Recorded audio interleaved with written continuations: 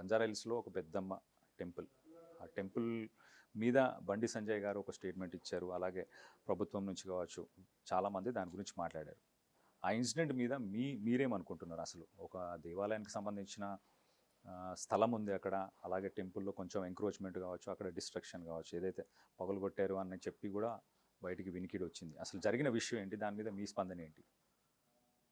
మన రాష్ట్రంలో లేదా ఉభయ తెలుగు రాష్ట్రాలలో లేదా భారతదేశ వ్యాప్తంగా హిందూ ధర్మ పురావస్తు శాఖ లేదా పురాతన దేవాలయాలపైన లేదా దేవాలయాలపైన లేదా హిందువులపైన ఏ అరాచకం జరిగినా అది కేవలం ఇదివరకు ముష్కరులు మూకుమ్మడిగా దాడి చేసిన సంఘటనలు విన్నాం మనం.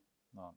గతంలో ఔరంగజేబ్ మొఘలాయి ప్రాంతాలలో అప్పుడు చేసినటువంటి 50,000 దేవాలయాలని ధ్వంసం చేస్తే మనం ఈ మధ్య 2021లో 22లో 22వ తారీఖు జనవరి రోజు అయోధ్య రామ మందిర నిర్మాణాన్ని 500 సంవత్సరాలు పట్టింది ఈ దొంగలతో కొట్లాడి కేసు గెలిచి మన దేవాలయమే నిరూపించుకోవడానికి కట్టాం.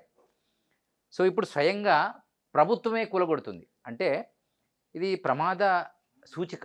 దేనికి అంటే వీరబ్రహ్మేంద్ర స్వామి వారు చెప్పారు, చెప్పలేదంటనక పొయ్యేరు నరులార గురుని చేరి ముక్కితే బ్రతక నేర్చేరు, ఇప్పుడప్పుడనగరాదు ఎప్పుడో ఏ వేళనో మరి గుప్పు గుప్పున దాటిపోయేడి గుర్ర పడుగులు ఏరుపడును, చెప్పలేదంటనక పొయ్యేరు నరులార గురుని చేరి మొక్కితే బ్రతక నేర్చేరు.